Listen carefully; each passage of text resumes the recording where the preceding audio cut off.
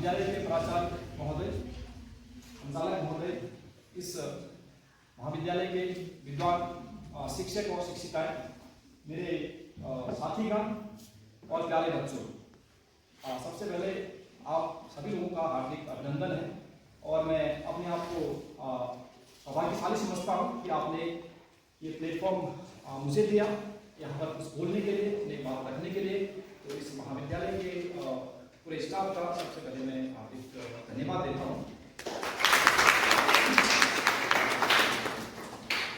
और ये बहुत अच्छी बात है कि छोटे छोटे क्षेत्रों में, छोटे छोटे गाँव में इस तरह से पढ़ाई लिखाई का एक माहौल क्रिएट किया जा रहा है। जब तक माहौल नहीं बनेगा तो हम कुछ नहीं कर सकते, क्योंकि अभी सब लोग भी कहते हैं गाँव में पढ़ाई लिखाई का बहुत ज़्यादा माहौल नहीं बन पाया।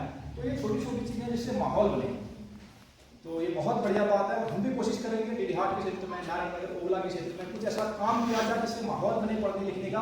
ऐसी क्रिएटिविटी हो सकती है, हम छोटी छोटी महीने में एक दिन ऐसा कर सकते हैं जिससे इस माहौल को बढ़ाया जा सकते हैं। हम दीवार पत्रिकाएं बना सकते हैं और तमाम गतिविधियों को हम संचालित कर सकते हैं। और इसमें सभी छात्र छात्राओं का सहयोग अगर मिले गुरुजनों की सहायता से तो ये भी हो सकता है। तो सबसे पहले मैं थोड़ा सा अपना इंट्रोडक्शन दे दूँ। मेरा नाम धीरज सिंह खड़ायत है। मैं मूल रूप से यहीं सिंगाली का रहने वाला हूँ। कुड़मा बस्तड़ी करके मेरा गांव है। आप ही लोगों में से मैं हूँ और जैसे आप लोग हैं वैसे ही मैं भी हूँ, बस थोड़ा सा उम्र का अंतर है। आज मैं यहाँ पर खड़ा हूँ तो आप यहाँ पर बैठे हैं, कभी हम यहाँ बैठे थे और हमारे गुरुजन यहाँ होते थे। आपका भी किरदार बदलेगा, कभी आप यहाँ बैठेंगे, यहाँ पर नहीं आपके शिष्य आएंगे। उसके बाद अपनी मैं पढ़ाई लिखाई की बात करूँ तो मैंने MSc किया मैथमेटिक्स से। उसके बाद मैंने MA किया प्राइवेट फॉर्म, मैंने यहीं से इसी महाविद्यालय से भरा था पॉलिटिकल साइंस में। तो पॉलिटिकल साइंस से MA भी किया और पॉलिटिकल साइंस से MA करना मैं अपना स्मार्ट वर्क समझता हूँ। अभी मैं बात करूँगा थोड़ी देर में स्मार्ट वर्क होता क्या है, क्योंकि मैं आज पॉलिटिकल साइंस का ही एक प्रवक्ता हूँ राष्ट्रीय इंटर कॉलेज 84 में इस वक्त अभी। और इससे पहले प्राथमिक शिक्षा में भी मैं रह चुका हूँ और उसके बाद अभी प्रवक्ता के पद पर हूँ। और जब प्रवक्ता के हमने फॉर्म भरे थे, हालांकि मैंने पॉलिटिकल साइंस कभी लाइफ में नहीं पढ़ी, जिंदगी भर मैंने पॉलिटिकल साइंस नहीं पढ़ी, लेकिन पॉलिटिकल चीज़ों में मुझे रुचि थी। तो जॉब में लगने के बाद, MSc करने के बाद जब प्राथमिक में था, उसके बाद मैंने इसी महाविद्यालय से प्राइवेट किया।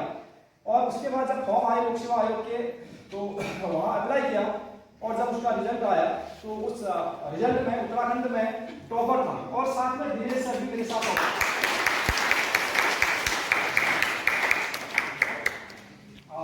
में से आउट ऑफ 75 मार्क्स जिसके थे वो टॉपर्स थे, 7-8 बच्चे ऐसे थे।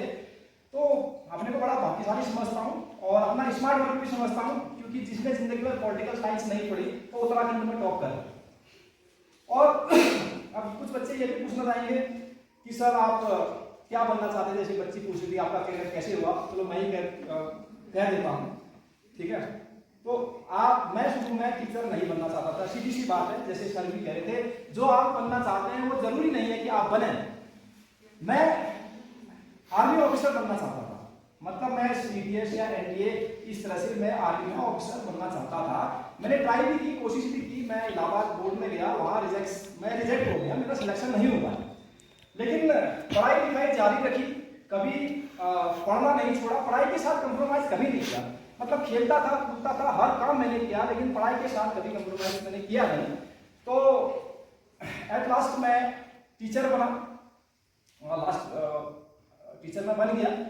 अब बात यह है कि अब ऐसा नहीं है, जिसमें मेरा इंटरेस्ट था वो मैं नहीं बना, जिसके बारे में मैंने सोचा नहीं था मैं वो बन गया। इसका मतलब ये नहीं कि जिस जॉब में मैं हूँ वहां मेरी रुचि नहीं है। जिस जॉब में मैं हूँ अब मेरी रुचि बहुत बढ़िया रुचि है और मैं बहुत अच्छा काम कर रहा हूँ। देखो एक डायलॉग है, जिससे आप मोहब्बत करते हो उससे शादी करो, या फिर ऐसा ना हो पाए तो जिससे शादी होती है उससे मोहब्बत करो।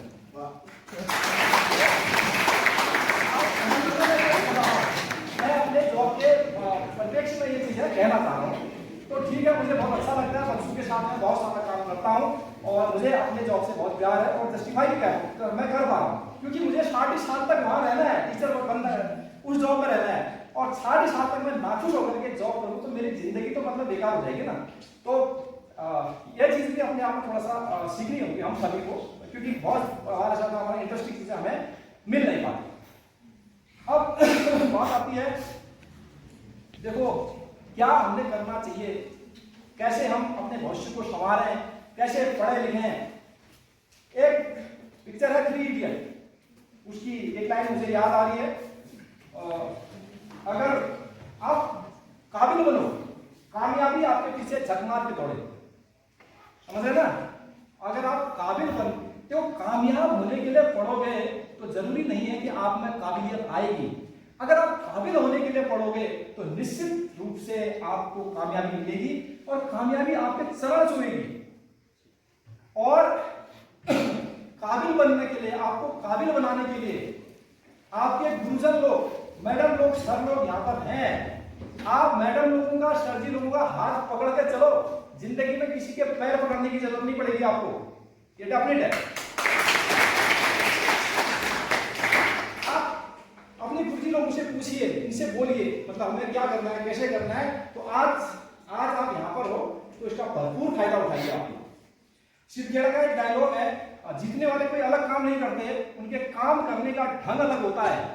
Winners don't do the different things, they do the thing differently.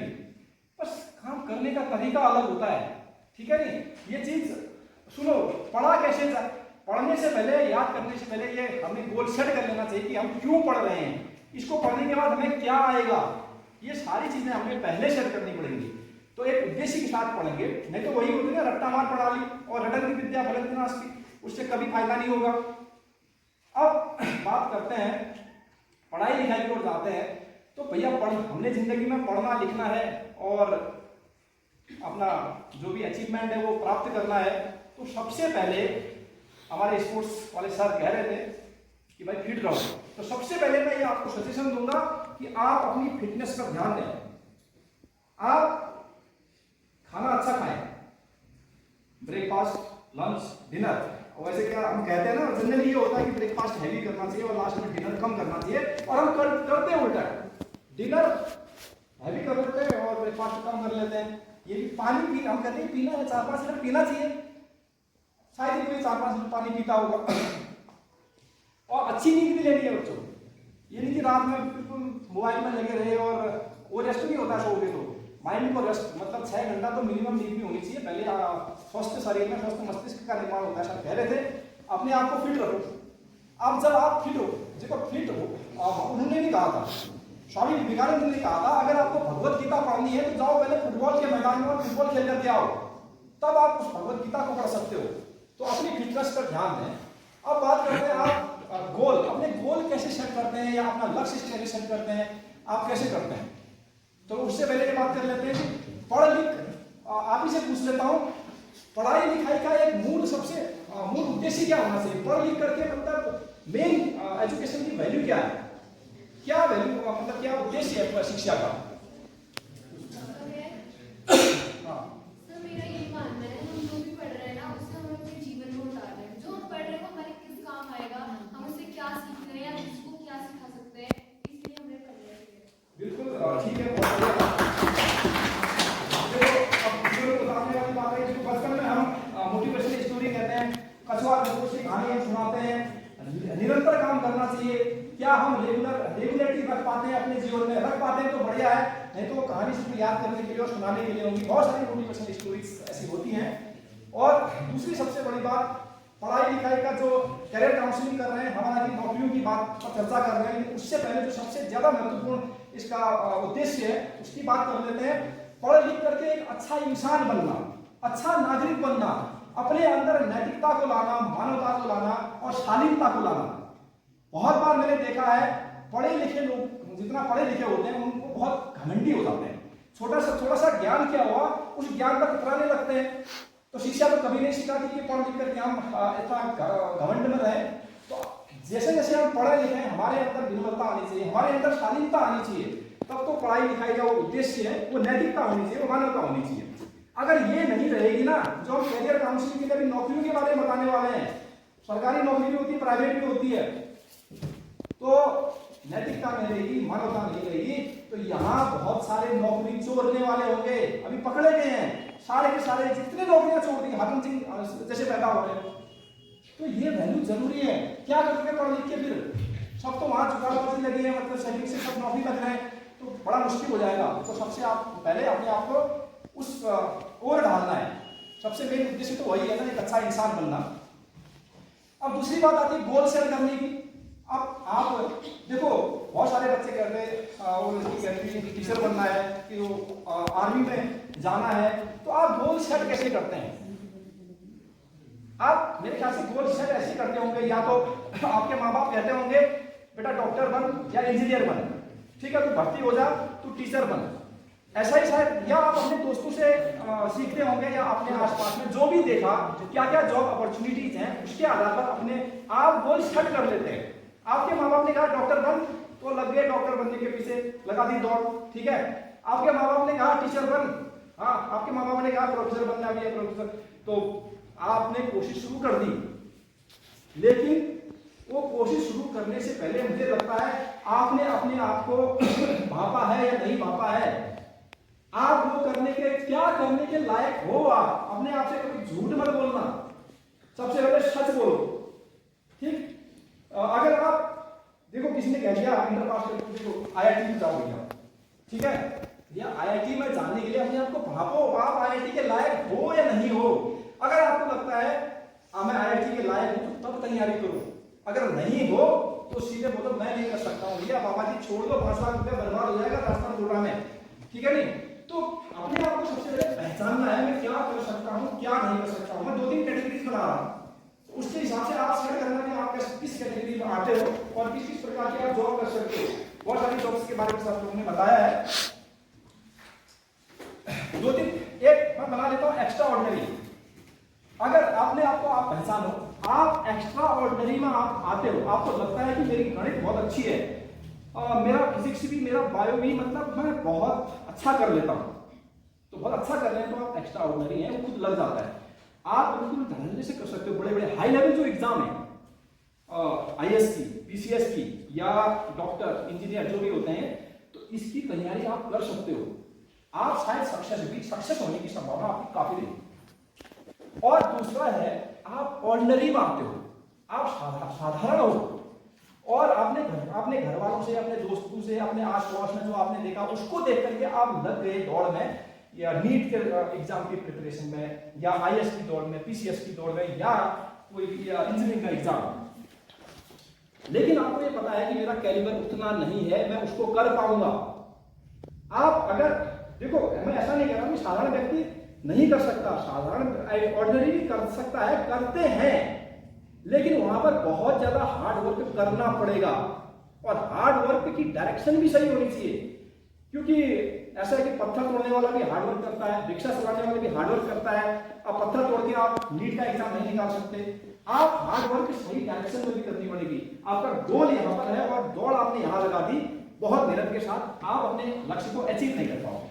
साधारण व्यक्ति भी कर सकता है, लेकिन अपने आप को अगर भाप दिया भैया मेरी गणित इतनी मजबूत नहीं है, तो मैं कैसे आईआईटी निकालूंगा, कैसे वो क्वेश्चन करूंगा, कैसे मैं नीट का एग्जाम निकालूंगा, पीसीएस या आईएएस का एग्जाम कैसे निकाल पाऊंगा, मेरा कैलिबर इतना नहीं है। तो झूठ नहीं बोलना चाहिए, अपने आप को भापना है। मैं तो वही चीज करनी है, आप छोड़ दो उस प्रिपरेशन को, छोड़ दो। तो 5 लाख रुपया आपकी तैयारी में माता पिता लगाएंगे, 4 लाख रुपया लगाएंगे कोचिंग में वगैरह वगैरह में, तो उससे अच्छा तो 4 लाख रुपया आप कहीं दूसरी जगह इन्वेस्ट कर दो। 4 लाख रुपया शेयर मार्केट में लगा हो सकता है, 1 साल बाद आपको मतलब करोड़ में मिला है ना। तो वरना क्या होगा, नहीं लिखोगे तो आप डिप्रेशन के शिकार भी हो सकते हो, आप बहुत साइड हो सकते हो। बहुत सारे लोग सुसाइड भी करते हैं, होता है ऐसा, अपने आप को। और दूसरी बात ये भी जानो, अब मैं इसी के साथ कह रहा हूँ, आप साधारण हो, आपको पता है कि मैं कोई बड़ा एग्जाम क्रैक नहीं कर सकता, तो थोड़ा सा स्मार्ट वर्क, हार्ड वर्क भी छोड़ो, स्मार्ट वर्क करना सीखो। मतलब मैं पता है कि बड़े बड़े एग्जाम भैया हमारी बस की बात नहीं है, छोटे एग्जाम हम कर लेंगे, तो छोटे एग्जाम कर लेंगे तो आप चले जाओ उस डायरेक्शन में। जैसे आप कोर्स कर सकते हो, मैं एक उदाहरण देता हूँ, डॉक्टर बनना जरूरी थोड़ी है, आप फिजियोथेरेपी का कोर्स कर लो। फिजियोथेरेपी का कोर्स करोगे तो आराम से मतलब आप अच्छी खासी मतलब इनकम कमा सकते हैं। आप 4-5 कैंडिडेट आपको मिल जाएंगे, मतलब उसका थोड़ा सा हर किसी के जोड़ घुटनों में दर्द होना ही होना है एक उम्र के बाद, ठीक है। आपको 4-5 क्लाइंट मिल जाएंगे, 1-1 हजार रुपया लोगे, ठीक, 5-6 हजार रुपए एक दिन में कमा लोगे। और आपसे यदि कोई पूछने वाला नहीं कि फिजियोथेरेपी का कोर्स किस विद्या कहाँ से किया आपने, कोई नहीं पूछेगा, फर्जी भी नहीं कहेगा। इंजीनियरिंग कहाँ से करेगी पूछेगा, और बहुत सारे इंजीनियर हमने देखे हैं इंजीनियरिंग करके धक्का खाते हुए देखे हैं। इसलिए मैं कह रहा हूँ इसको पहचानना है। आप ये लैब टेक्नीशियन वगैरह की कोर्स दिखाते हैं, इसको कर लो, मतलब ज्यादा करने की वो जरूरत क्या है। तो इसलिए अपना जो गोल है उसको पहचानना बहुत जरूरी है और उसके अनुसार आप काम करना शुरू कर दो। अब दूसरी बात उसमें, तो जॉब के लिए बहुत सारी चीजें हैं, जैसे आप एनडीए में कर सकते हो, सीडीएस में कर सकते हो। अच्छा यहाँ वो है क्या, एनसीसी है इसके विद्यालय में? एनसीसी नहीं है, एनएसएस है ना? अगर हाँ सर वो ऐसे प्रयास कर रहे हैं। अच्छा, अगर एनसीसी आती है तो बहुत बढ़िया हो जाएगा बच्चों। एनसीसी सी सर्टिफिकेट जिसके पास है, आप सीडीएस का डायरेक्ट इंटरव्यू दे सकते हैं, रिटर्न आपके लिए माफ होता है सी सर्टिफिकेट होने में। आप वो बहुत फायदेमंद रहेगा अगर एनसीसी यहाँ पर आती है। और भी बहुत सारे ऐसे जो जॉब है सब लोगों ने बताए, इसके अलावा भी अब अन्य बहुत सारे सेक्टर्स होते हैं। मैं थोड़ा सा एक करता हूँ कि आप लोग ज्यादा बोल भी हो रहे होंगे। एक ये दौर जो है ट्रांजिशन का दौर है, संक्रमण का दौर है। आपने देखा यहाँ संसार क्रांति आई, ठीक है। अब नौकरियां कैसी, अब नौकरियां ऐसी नहीं रहेंगी जैसी हैं आजकल। भविष्य की नौकरियां बदलने वाली हैं, उनका स्वरूप बदलने वाला है। ये दुनिया बहुत तेज भाग रही है, यहाँ आर्टिफिशियल इंटेलिजेंस आ रहा है, होटल्स में रोबोटिक काम कर रहे हैं, इलाज करने में रोबोट काम कर रहे हैं। और शायद एक रोबोटिक सर्जन गिरधर सिंह गोरा जी 84 के रोबोटिक सर्जन शायद भारत के पहले हैं। रोबोट एशिया के ठीक ये काम कर रहे हैं। अगर आपने रोबोट वाला काम नहीं सीखा, आपके कल की नौकरियां आपकी जा सकती हैं। मैं करंट की बात करता हूँ, आज तक कागजी वर्क होता था, लिखित वर्क, आजकल सब ऑनलाइन हो रहा है। अगर वो कलर का आज ऑनलाइन काम नहीं सीखता, वो कंप्यूटर नहीं सीखता, तो उसकी नौकरी चले जाएगी। दुकानदार, आप सोचते कोई स्टार्टअप शुरू कर, दुकान खोल दी, ऑनलाइन शॉपिंग का चल रहा है, वो रोजगार खत्म हो सकते हैं। लेकिन वो रोजगार खत्म होंगे तो नए प्रकार के रोजगार क्रिएट ही होंगे। आपने डिजिटल दुनिया में काम करना पड़ेगा, ऑनलाइन में काम करना पड़ेगा। ये एक ऐसी कारें भी आने वाली है जो ड्राइवर लेस कारें होंगी, ठीक, पूरा सिस्टम उसमें डाल दिया जाएगा, ड्राइवर की नौकरी भी चले जाएगी। मतलब कि लेकिन वो नौकरी बनेगी जो सिस्टम बनाएगा, जो सॉफ्टवेयर बनेगा, वहां पर जॉब क्रिएशन होगी। तो इस प्रकार की चीजें भी हमने सीखनी पड़ेंगी। हमने आप कोई एक नई लैंग्वेज भी सीख सकते हो। आप फ्रेंच जानते हो, जर्मन जानते हो, चाइनीज जानते हो, वहां भी निश्चित रूप से जॉब मिलेगा, कर किया जा सकता है ऐसा। अब चाइनीज वाले तो अपने सॉफ्टवेयर भी सारे चाइनीज लैंग्वेज में बना रहे हैं, इसमें चाइनीज का एक बड़ा मार्केट है। अलग जो लैंग्वेज है वो भी आपको जॉब दिला सकता है। बहुत सारी अपॉर्चुनिटीज है। अगर आप कुछ नहीं भी कर सकते ना, इतना पढ़ लिख करके आपको लगा यार मैं इस कैटेगरी का था, ये मेहनत करी, वो मेहनत करी, इतना भी कुछ नहीं हुआ। सरकार की भी बहुत सारी योजनाएं हैं, ठीक है। आप देखो होम स्टे, आप अपने घर को होम स्टे बना सकते हो। आपको बेचना आना चाहिए कोई भी चीज। एक मेरा साथी था, कोई देहरादून का, उसके वहां पर बगल में कीचड़ इकट्ठा होता था, सीवर का पानी इकट्ठा होता था। वो उस कीचड़ को बेच के रुपया कमाता था कई, और कहता था ये बहुत ही मतलब फर्टिलाइज वो चीज है, खेतों में डाल देते खरीद के, वो ऑटोमेटिक बह के आता था, पर कीचड़ बनता था। उसने कीचड़ को बेच के कई पैसे कमाए। मैं कह रहा हूँ आपके जो घर है, गाँव घर, 2 कमरों का होम स्टे बना सकते हो, लेकिन होम स्टे बनाने के लिए आपको उसका प्रचार प्रसार करना पड़ेगा। आप यहाँ होम स्टे खोल के देहरादून में या प्लेन्स में उसका ऑफिस बना सकते हो, या आपके रिश्तेदार है, एक लगा दो बोर्ड बढ़िया, और वहां पर पहाड़ों को घूमने कौन आता है, सारे प्लेन के लोग आते हैं, और बता दो यहाँ कैलाश मानसरोवर यात्रा यहाँ से जाती है, ये हिमालय दिखता है, वो दिखता है, ठीक है, नारायण आश्रम यहाँ पर है, तो उसको एक्सप्लोर करो चीजों को, आपके यहाँ आएंगे, वो भी जॉब क्रिएशन हो सकता है। बहुत सारे लोग ऐसी चीजें कर रहे हैं जो कुछ नहीं कर पाए ना, वो कर रहे हैं। भीमताल में कई ऐसे लोगों का ग्रुप है, उन्होंने क्या करा, पैराग्लाइडिंग का शुरू कर दिया, और वो जो टेंट होते हैं कपड़े के, टेंट लगा रखे अपने खेतों में बहुत सारा, और टेंट में रहने के लिए लोग आ रहे हैं। इतना बुकिंग रहता है ना, खाली टेंट, उसके टेंट हैं, पक्का घर नहीं है। और पैराग्लाइडिंग ना, ये जो सर बता रहे हैं, ये सब कोर्सेज आपके यूओयू से आपके यहाँ पर भी आप रजिस्टर कर सकते हैं। जो आपके क्या कहते हैं टूरिज्म का कोर्स सर होता है ना आपके यहाँ पे, हाँ टूरिज्म का कोर्स, हाँ, अगर आपको इसके लिए ऑथेंटिक अपने को प्रमाण पत्र चाहिए तो आप उसका प्रमाण पत्र वहां से भी ले सकते हैं। काम आप ऐसे शुरू कर सकते हैं। बिल्कुल। और देखो, आप ज्यादा क्रिएटिव हो या आप सॉफ्टवेयर मोबाइल वगैरह सब अच्छा जानते हो, ओयो, ओयो नाम सुना होगा ना, ओयो होटल बुकिंग वगैरह होती है ओयो, वो भी एक छोटा सा शहर से शुरू हुआ था। आज ओयो ने इतना बड़ा प्लेटफॉर्म दे दिया है, रूम बुकिंग कहीं भी देखनी करनी है तो ओयो बजाओ भैया। क्या था, कुछ नहीं था, आज ओयो मतलब करोड़पति है। छोटा सा एक क्रिएशन भी मतलब बहुत बड़ा बना सकता है। इस तरह से आपने चीजें भी सीखनी होंगी। और ये भी कुछ नहीं हो सकता ना, ऐसा भी नहीं है, इतनी सारी संभावनाएं हैं जो कुछ भी नहीं कर सकता। लास्ट में हतोत्साहित होने की कभी जरूरत नहीं है। आप बहुत जैविक कृषि कर सकते हो, बहुत सारे लोग इंजीनियरिंग छोड़ के खेत जोतने लग गए हैं, ऐसा भी कर रहे हैं। और जैविक कृषि का स्कोप बहुत ज्यादा है। आने वाले समय में इतना मिलावटी खाना हम खा रहे हैं, तो घर की सब्जियां, खुद उगाई हुई सब्जियां आप जो ले जाएगा उसकी सब्जियां बिकेंगी। मच्छी पालन का आप कर सकते हो, मौन पालन का कर सकते हो। यही एक वो लड़का कर रहा है हमारे साथ का बलवीर, ये रहता है बलवीर कोलिया, तो वो कर रहे हैं। तो मतलब इतनी सारी चीजें हैं। पहले तो ये चीजें हैं, इस तरफ मैं कह रहा हूँ कि एक लाइन है लास्ट में, सब कुछ भी हो सकता है। MBA चाय वाला सुना है तुमने नाम? उसकी कहानी सब जानते होगे। MBA चाय वाला चाय बेच करके करोड़पति बन गया। क्या है, एक बार 30 साल भी नहीं हो रहा उस लड़के को, 27-28 साल का मुश्किल से लड़का आया, वो 30 भी नहीं हो रहे, वो करोड़पति बन गया। और बहुत सारे सेक्टर में उसने चाय बेच करके, मतलब कि बहुत सारी चीजें ऐसी हो सकती हैं। ठीक है, हम कहां से कहीं भी पहुंच सकते हैं। ये सर कह रहे थे मनोहर जी, कलाम साहब अखबार बेच के वहां पहुंच गए, मिसाइल मैन बन गए, है ना। तो मतलब कि हम कहीं से कहीं भी पहुंच सकते हैं, बशर्ते कि हमें हार नहीं माननी है। हमने वो चीजें मतलब अपने मन में रखनी पड़ेगी, अपना डायरेक्शन, अपना गोल हमने सेट करना पड़ेगा। अब सर का उदाहरण ले लो, सर कह रहे थे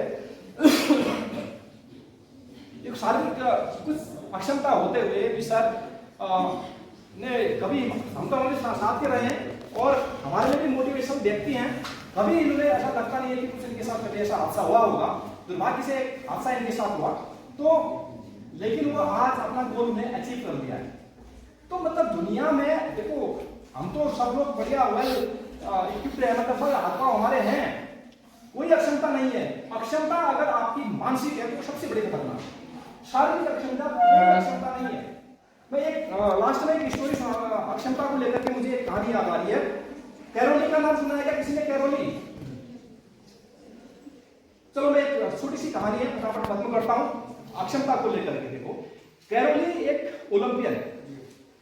देखो, हंगेरियन आर्मी में वो एक शूटर थे और उनका निशाना अचूक था। 1938 की बात है और 1940 में ओलंपिक होने थे। 1938 में हंगरी में नेशनल चैंपियनशिप होती है और उसमें वो गोल्ड जीतते हैं। और 1939 ईस्वी में फिर वहां नेशनल चैंपियनशिप हुई, उसमें भी गोल्ड जीता और उनकी प्रबल संभावना ये होगी कि जो कैरोली है वो अब ओलंपिक में गोल्ड जीत लेंगे। लेकिन 1939 की एक घटना है, कोई आर्मी का ट्रेनिंग कैंप चल रहा था, तो उनके हाथ में एक ग्रेनेड फूट गया। जिस हाथ से वो शूटिंग करते थे वो हाथ उनका चला गया, उनका दाहिना हाथ गया। अब एक ही हाथ था, एक हैंड सिंगल हैंड उनके पास था और बायां हाथ इस हाथ से कभी उन्होंने काम नहीं किया। 1939 में ही एक नेशनल चैंपियनशिप वहां हुई और एक साल तक वो गायब रहे। और जब वहां पर नेशनल चैंपियनशिप हुई तो वो वहां उस चैंपियनशिप में गए कैरोली, तो सभी लोगों ने कहा यार कैरोली आए हैं हमको मतलब यार कॉन्ग्रेचुलेट करने, मतलब उत्साह बढ़ाने, बहुत बहुत स्वागत है सर, बैठिए। उन्होंने कहा मैं स्वागत करने नहीं आया, बैठने भी नहीं आया हूं, मैं आपको चैलेंज करने आया हूं, मैं शूटिंग में हिस्सा लूंगा और मैं लड़ूंगा। तो उस हाथ से, बाएं हाथ से उन्होंने शूटिंग में हिस्सा लिया। वो एक साल तक जो कैरोली गायब रहा, एक साल तक अपने उस हाथ को सेट करने में लगा रहा कैरोली। और उस चैंपियनशिप में गोल्ड किसने जीता?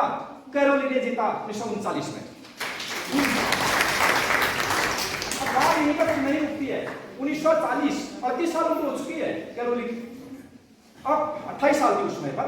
अब 1940 में ओलंपिक खेल होने थे, लेकिन विश्व युद्ध शुरू हो गया, दूसरा विश्व युद्ध शुरू हो गया। 1940 के ओलंपिक खेल कैंसिल हो गए। कैरोली ने इंतजार किया, आप 1944 में मैं शूटिंग करूंगा। देखो शूटिंग में उम्र बढ़ते जाती है, एक साल बहुत खतरनाक होता है, उनको युवा साथियों के साथ कंपीट करना होता है। 1944 में जो ओलंपिक होने थे वो भी कैंसिल हो गए, दूसरा जो वर्ल्ड वार था वो खत्म नहीं हुआ था। अब ओलंपिक ने, अब कैरोली ने कहा अब मैं 48 में प्रतिभाग करूंगा। 48 में ओलंपिक खेल हुए और 48 के ओलंपिक खेलों में कैरोली ने प्रतिभाग किया उस बाएं हाथ से, और गोल्ड कौन जीता? कैरोली जीता। ठीक है, यही नहीं रुका कैरोली, जो उसके बाद 1952 के ओलंपिक खेल हुए वहां भी कैरोली ने, देखो उम्र कितनी होगी शूटिंग के लिए, इतनी उम्र बहुत ज्यादा होती है, उसके सामने बिल्कुल युवा शूटर थे, और 1952 में भी उसने प्रतिभाग किया और गोल्ड कौन जीता? कैरोली जीता।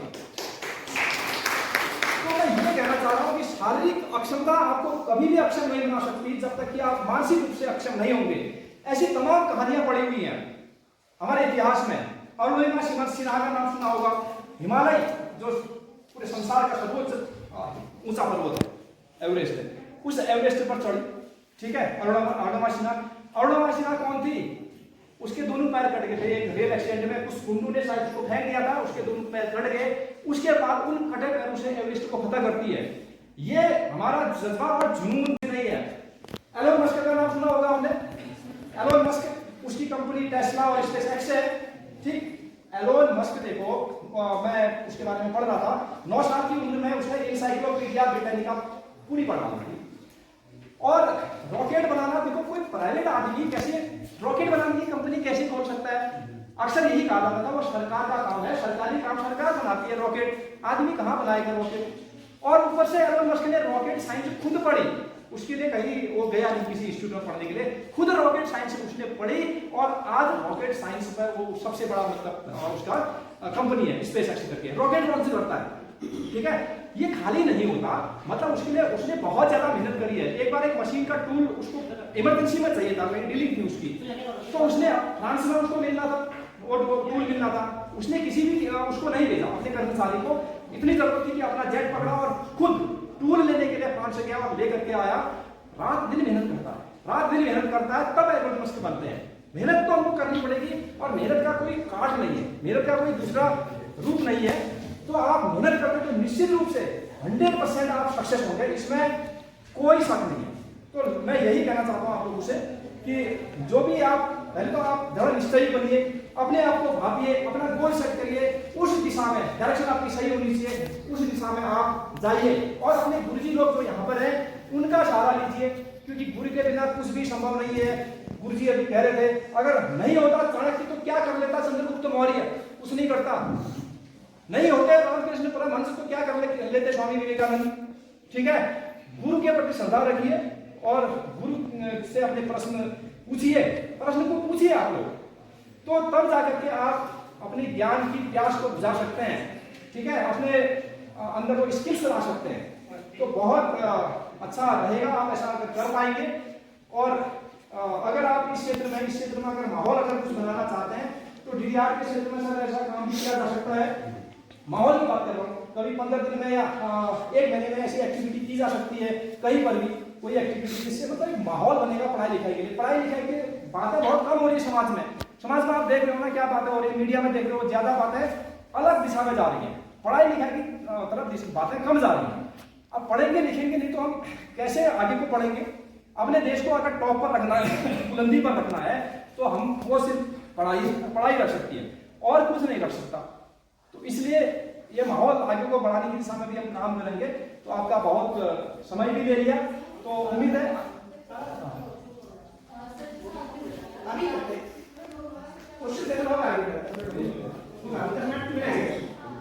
तो ठीक है। मैं अपनी बातों को इसी के साथ खत्म करता हूं कि आपका भविष्य उम्मीद से ज्यादा